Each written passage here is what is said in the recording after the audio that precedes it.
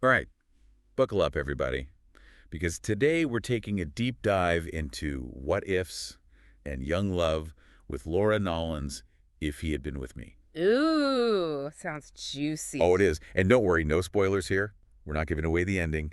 Just going to give you a taste, enough to make you want to devour the whole book yourself. Like a sneak peek behind the curtain. Exactly. And let me tell you right from the start, Nowlin had me hooked with this whole thing about September feeling like summer. Oh, yeah, I remember that. How Autumn, the main character, just couldn't embrace the whole autumn vibe everyone else seemed to love. Yeah, like she was holding on to something special. It really does say a lot about her character, doesn't it? That fierce individuality. And speaking of individuality, we can't forget about the tiaras. Tiaras in high school. Right, not your typical teenage accessory.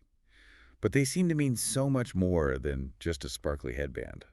Definitely. They're like a symbol, a way for Autumn to challenge all those expectations and just be herself. Which, let's face it, can be tough in high school. Oh, absolutely. And it gets even trickier when you throw in a boyfriend like Jamie. The football star, all-American boy type. Exactly. Total opposite of our tiara-loving Autumn. And you can totally feel that tension in their relationship, like when she wears a tiara to school even though he hates it. Ooh, yeah, I remember that part. Talk about a statement. It's like this tiny act of rebellion, but it speaks volumes.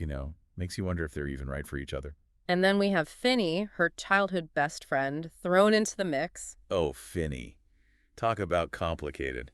Their dynamic is just so fascinating. You see those glimpses of their history together, how close they were growing up. Even exchanging tiaras at Christmas. Tiaras again. Okay, there's definitely something more to those tiaras. Right. It's like a symbol of their connection, something that goes beyond their current situation. Then we have Sylvie coming onto the scene, and, well, things get messy. Sylvie, the classic popular girl who ends up with Finny. Yep, that's her. And suddenly we have ourselves a classic love triangle.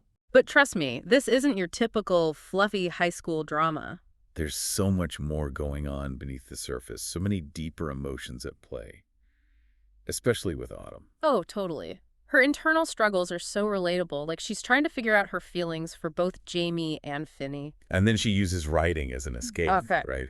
Pouring all those emotions into her stories. The writing is so raw and honest, it's like she's bearing her soul. And then there's that scene where she calls Finny while she's a little bit, shall we say, tipsy. Ooh, now that was a game changer. So much unspoken tension in that one phone call. Like a bomb just went off, leaving you wondering what's going to happen next. You can't help but wonder how that's going to affect everything. Exactly. It's one of those moments that makes you desperate to keep reading. But it's not just about the romance. Now it also gives us these little peeks into Finny's struggles. Oh, yeah, especially his relationship with his father. There's so much unspoken baggage there. It's like they're both holding back, afraid to be vulnerable with each other. And you can tell it's affecting Finny deeply. It makes you ache for him a little. I know exactly what you mean. You just want to know what he's thinking, what he's feeling underneath that quiet exterior. Nowlin is so good at that, giving you just enough to pique your curiosity without giving everything away, leaving you wanting more. Which is exactly what we want, right? I mean, we want people to finish this deep dive and immediately go pick up the book. Exactly. It's all about the intrigue. Okay, so we've talked about Autumn, we've talked about Finny, we've talked about this tangled web of relationships. Where do we go from here? Well, one thing that really stuck with me is how Nowlin uses those little moments, those tiny little decisions, to create these huge ripple effects in the characters' lives. Yeah, it's like those choices you hardly even think about at the time. Exactly. Like they can end up changing your entire course. It makes you wonder, what if Autumn hadn't worn that tiara to school? Oh, totally. Or what if she had chosen a different seat on the bus that day? The day she first saw Sylvie with Finny. Right. Would everything have been different? It's like that butterfly effect, right? Butterfly effect? I love that. One little flap of the wings and boom, hurricane on the other side of the world. That's a good one. And Nowlin weaves it all in so subtly. Like you don't even realize how important these moments are until later. Exactly. Like that scene where they're cleaning out their old middle school classroom. Oh, yeah. Simple scene, right. But so much nostalgia. So much longing for simpler times. Back when things were easier between them. And then Finny finds that note Autumn wrote years ago. Oh, man. The feels. It's like a floodgate opens up. All those memories, all those unspoken emotions. And you can't help but wonder what's going through his head at that moment. Totally. Is he regretting things? Thinking about what could have been? And then you start to think, what if he had said something sooner? What if he had been more open about his feelings? Would things be different now? Ah, the what ifs. Right, it's those what ifs that make the story so powerful. They really keep you on the edge of your seat. And it's not just about romance either. Oh, absolutely. Nowlin explores loss in such a profound way. Loss of innocence, lost friendships. That feeling of growing up and leaving parts of yourself behind. Oh, it's so relatable. We've all been there. That yearning for simpler times to that carefree spirit. It's like you're excited about what's to come, but also grieving what you're leaving behind. Exactly. And Autumn captures that so perfectly in her writing. It's raw. It's vulnerable. It's like she's pouring her heart onto the page. I wonder if writing is her way of coping with it all. Yeah, maybe it's how she processes all those big emotions. And it's interesting how she keeps coming back to this idea of true love in her stories. Makes you think, is that what she's looking for in her own life? With Jamie. With Finny. Ooh, good question. These are the questions that keep you turning the pages. Absolutely. And it's not just Autumn who's on this journey of self-discovery. Mm. Finny's character arc is just as captivating. Oh, yeah, Finny. He's such an enigma. Quiet, reserved, but, there's so much more beneath the surface. Especially with his relationship with his father. Oh, that's a whole other can of worms. So strained, so much left unsaid. It's like they're both holding back, afraid to connect on a deeper level. Makes you wonder how that shaped Finny, Totally. Has it affected his ability to open up to others? To be vulnerable. Right. And there's this underlying sadness to him, like he's longing for something he can't quite grasp. And the way he channels all that into soccer. Becomes this fierce, almost aggressive player. Like he's releasing all that pent-up emotion on the field. It makes you wonder if that's healthy. Is he really dealing with his feelings or just masking them? And speaking of feelings, could we go back to that phone call for a minute? The drunken phone call. Oh, yeah. It's such a raw, vulnerable moment. All those walls come down and they're finally honest with each other. It's like a turning point in their relationship, but where do they go from there? That's the million-dollar question. Do they act on those feelings? Do things change between them? Nowlin leaves us hanging on a total cliffhanger. Ugh, I need to know what happens next. Don't we all? That's the beauty of a good story, right? It keeps you guessing.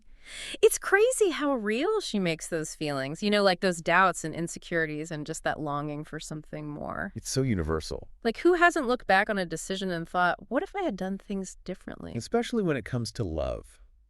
Oh, yeah. Love and relationships, those are the big ones. Totally. And it's like everything is amplified when you're young. Like every feeling is just so intense. Right, everything feels so life or death. Exactly. And you see that with Autumn, she's constantly second-guessing things. Wondering if Jamie is really the one. Or if she's settling, Or like, is this what she really wants? It's like she's searching for something deeper, Yeah. something more authentic. A connection that truly reflects who she is. And that's where the what-ifs come into play. She can't help but wonder what might have been. If she had been braver, maybe. If she had taken a chance on something different. And that's what makes the ending so powerful. Nowlin doesn't give us all the answers. He leaves us hanging. With all those questions lingering. Will Autumn follow her heart? Or will she play it safe? Will she and Finny finally find their way back to each other? Or are they destined to be star-crossed lovers? It's killing me. I need to know. But that's what makes it so good. A story that stays with you, that makes you think. Totally. And it's not just about the ending. It's about the whole journey. Exploring those big themes like love and loss and finding your own identity. And figuring out who you are, And the power of choice. That one little decision can change everything. It really can. And what I love is that Nowlin doesn't give us a neat and tidy resolution. It's not a fairy tale. Exactly. She leaves it open to interpretation. Like we each get to decide what happens to Autumn and Finny. I love that. It's like we get to write our own ending. Exactly. And that's what makes this book so special, so thought-provoking. It makes you think about your own choices, your own what-ifs. And all the possibilities out there. So, as we wrap up this deep dive, what's the one thing you want listeners to take away from this?